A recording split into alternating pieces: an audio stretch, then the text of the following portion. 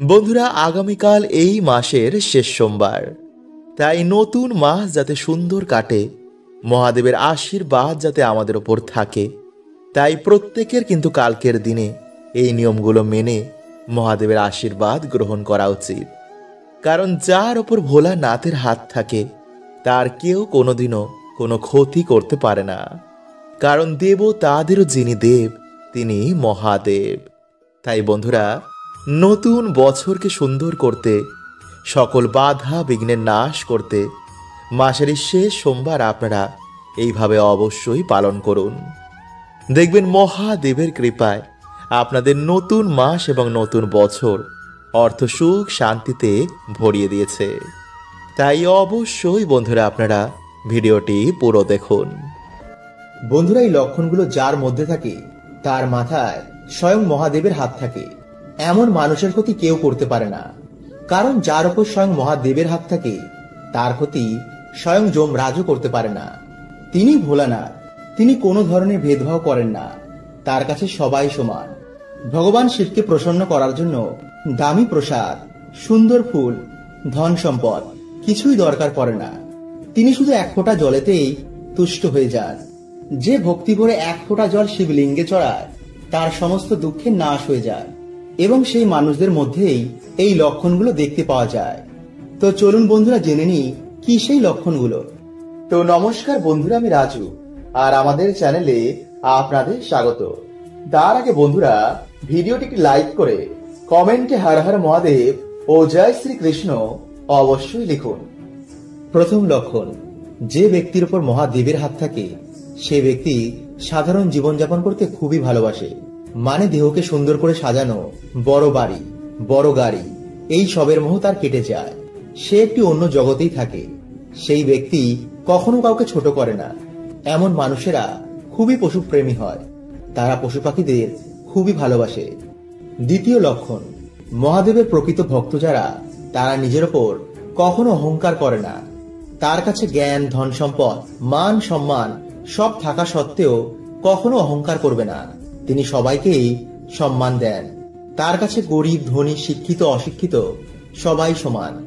তৃতীয় লক্ষণ, যে ব্যক্তি সর্বদা অন্যের সাহায্য করার জন্য ছুটে যায় বা যার মনে সর্বদা অন্যের সাহায্য করার চিন্তা থাকে সেই মনুষ্যের ওপর মহাদেবের বিশেষ কৃপা থাকে।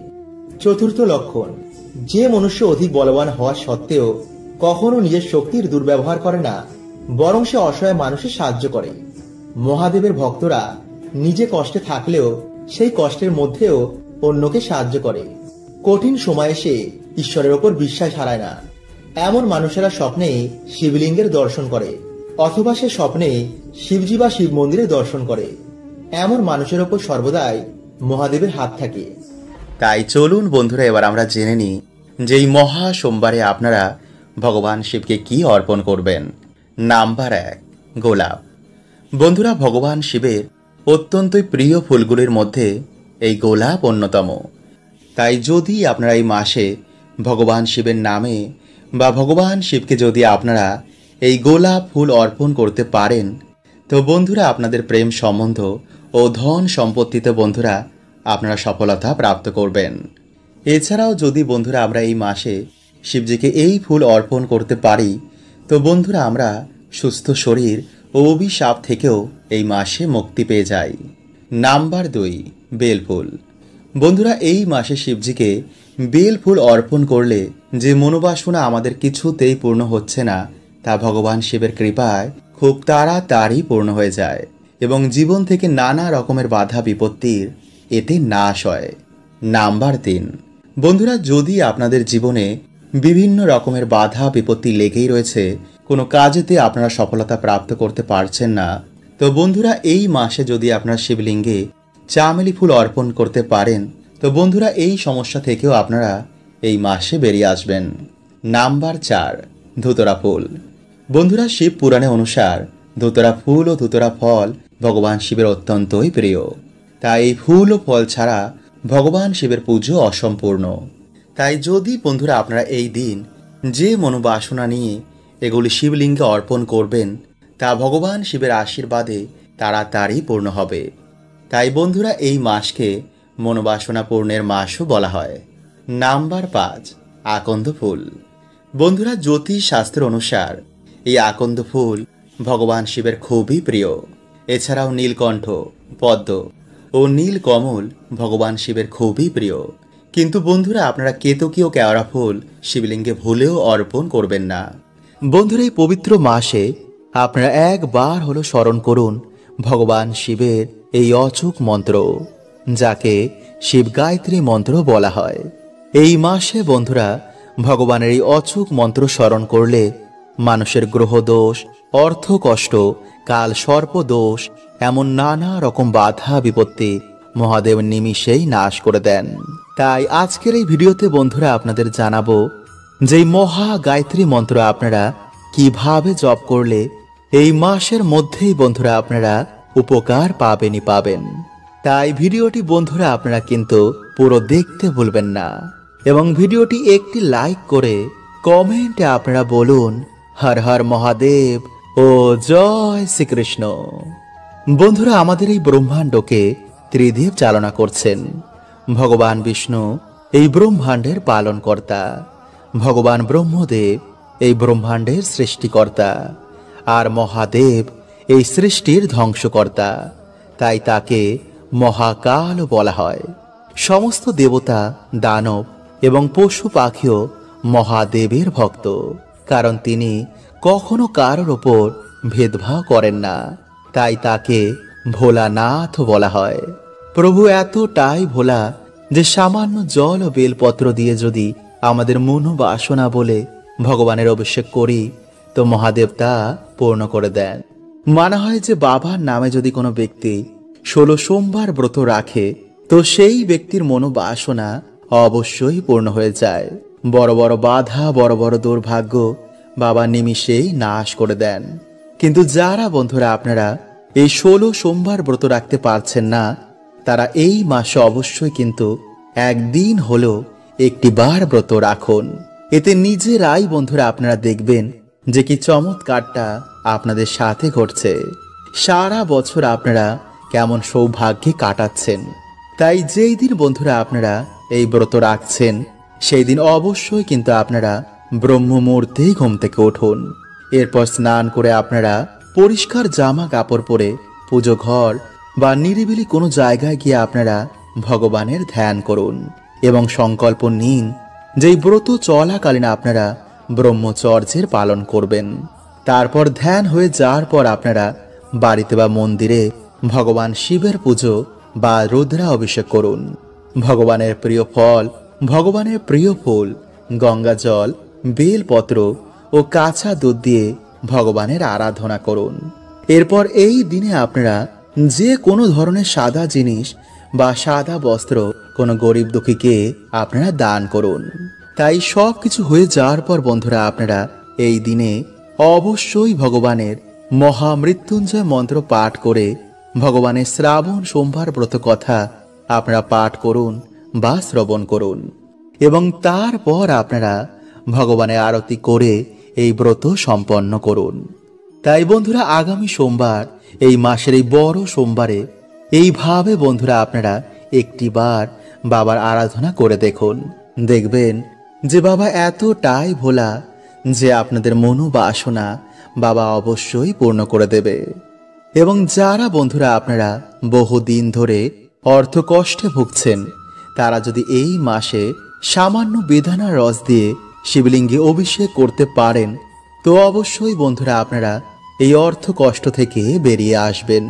এবং যেসব পরিবারে রোগ ব্যাধি নিত্য ঘিরে রয়েছে, তারা যদি বন্ধুরা এই মাসে জলে কালো তিল মিশিয়ে তা দিয়ে শিবলিঙ্গে অভিষেক করতে পারেন, তো অবশ্যই বন্ধুরা আপনারা এই সমস্যা থেকেও বাইরে বেরিয়ে আসবেন। কিন্তু এই দিনে বন্ধুরা আপনারা কোনো রকমের কিছু তামসিক খাবার খাবেন না। আর এই মাসে আপনারা সকালে ঘুম থেকে উঠে যে মন্ত্রটি আপনারা স্মরণ করবেন তা হচ্ছে ভগবান শিবের গায়ত্রী মন্ত্র। এছাড়া স্নান করেও আপনারা সন্ধেবেলাতেও আপনারা এই মন্ত্রটি জপ করতে পারেন।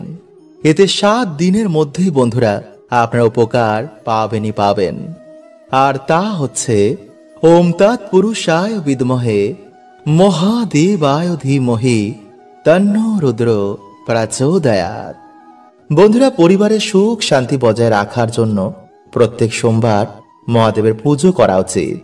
এতে গ্রহদোষ নাশ হয়ে যায় এবং বাধা বিপত্তি কেটে যায়। তাই আগামী কাল হচ্ছে বন্ধুরা এই মাসের বড় সোমবার। তাই আপনার এই সুযোগ কিন্তু একদমই হাতছাড়া করবেন না। এই সময় মহাদেবের আশীর্বাদ নিয়ে রাখাটা অত্যন্তই জরুরি। কারণ মহাদেবী একমাত্র দেব যিনি তাড়াতাড়ি প্রসন্ন হয়ে যান এবং ভক্তের মনোবাসনা তিনি পূর্ণ করে দেন। তাই এর জন্যই মহাদেবকে ভোলানাথও বলা হয়। তিনি এতটাই ভোলা যে সামান্য জল বেলপত্রতে তিনি সন্তুষ্ট হয়ে যান এবং ভক্তের সকল দুঃখ দরিদ্রতার নাশ করে দেন। তাই বন্ধুরা, আজকের এই ভিডিওতে 4টি এমন কার্য বলবো যা আপনারা পারলে কালকের দিনে অবশ্যই করুন। যেমন সোমবার দিন এই জিনিসটি দান করলে মানুষেরা অক্ষয় পুণ্য প্রাপ্ত করে এবং সোমবার দিন এই জিনিসটি খেলে মানুষের দুর্ভাগ্যে নাশ হয়ে যায় এবং সারা বছর সেই মানুষটি সুস্থ ও নীরোগ থাকে। এবং সোমবার রাতে মন্ত্রটি বলে ঘুমালে মানুষের দুর্ভাগ্যে তো নাশ হয়ই এবং মানুষের আর্থিক ভাগ্য খুলে যায়। তাই বন্ধুরা, আপনারা কিন্তু অবশ্যই ভিডিওটি পুরো দেখুন এবং ভিডিওটি একটি লাইক করে কমেন্টে হর হর মহাদেব ও জয় শ্রীকৃষ্ণ অবশ্যই লিখুন। নাম্বার 1, বন্ধুরা, মহাদেব হচ্ছেন দেবাদিদেব, মানে দেবতাদেরও যিনি দেব। তাই ভগবান শিবের কৃপা ছাড়া কিন্তু কোনো দেবতারাও আপনাদের আশীর্বাদ প্রদান করবেন না। তাই এই মহা সোমবারে আপনারা বাবার পুজো ভক্তি ভরে দিন। বেলপত্র আপনারা অবশ্যই দিন। পারলে ধুতুরো ফুল বাবাকে অবশ্যই নিবেদন করুন এবং উত্তর দিকে মুখ করে আপনারা এই দিন বাবার পুজো অর্চনা দেবেন। আর এই দিন উত্তর বা পূর্ব দিকে আপনারা একটি ঘিয়ের প্রদীপ জ্বালিয়ে ওম নমঃ শিবায় মন্ত্র জপ করে আপনারা বারবার বাবাকে বলবেন, বাবা, তোমার কৃপা আমাদের ওপর সদৈব বজায় রেখো। আমার জীবন থেকে সকল দুঃখ দরিদ্রতা তুমি হরণ করে নাও। তোমার এই সন্তানকে তুমি অর্থ মান সম্পত্তি সবকিছু প্রদান করো। নাম্বার 2, বন্ধুরা, পুজো তখনই সম্পূর্ণ হয় যখন পুজোর পর দান করা হয়। তাই এর জন্য বন্ধুরা আমাদের হিন্দু ধর্মে প্রসাদ বিতরণ করা হয়। তাই আপনার এই মহা সোমবারে আতপ চাল, সাদা কাপড়, সাদা ফুল, দুধ, মুক্ত, শঙ্খ, মানে যে কোনো সাদা জিনিসের মধ্যে কাউকে দান করুন। দেখবেন মহাদেবের কৃপায় আপনাদের সকল দুঃখের নাশ হয়ে গেছে। নাম্বার 3, বন্ধুরা, এই দিন যদি আপনারা ব্রত রাখতে পারেন তবে তো খুবই ভালো।